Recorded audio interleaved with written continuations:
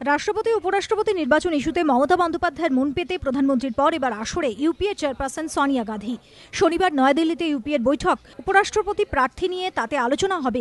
সেই বৈঠকে যোগ দেওয়ার জন্য আমন্ত্রণ জানাতে বুধবার রাতে মমতাকে ফোন করেন প্রধানমন্ত্রী। শুক্রবার সোনিয়া গান্ধীর তরফ থেকে মুখ্যমন্ত্রীকে ফোন করা হয়।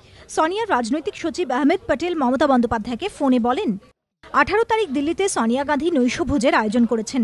সোনিয়া গান্ধী চান সেই নৈশভোজে আপনি আসুন।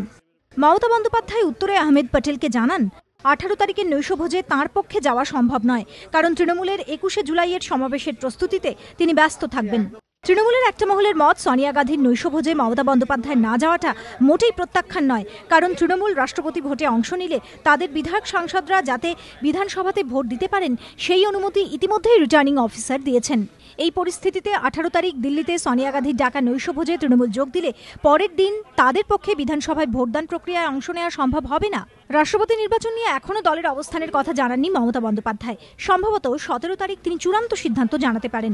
তবে তৃণমূলের সমর্থন পাওয়ার ব্যাপারে কংগ্রেস যে আশা ছাড়েনি সে কথাই এদিন বুঝিয়ে দিয়েছেন রাজ্যের ভারপ্রাপ্ত এআইসিসির সাধারণ সম্পাদক শकील अहमद।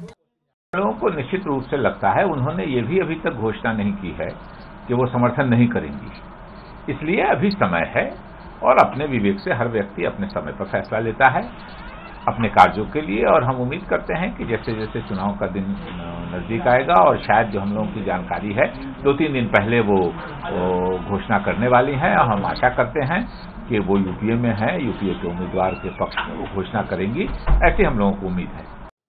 রাজনৈতিক মহলের ব্যাখ্যা, রাষ্ট্রপতি উপরাষ্ট্রপতি নির্বাচন নিয়ে মমতার মন পেতে কংগ্রেস কোমর বেঁধে নেমেছে। সে কারণেই প্রধানমন্ত্রী বুধবার ফোন করেন মুখ্যমন্ত্রীকে।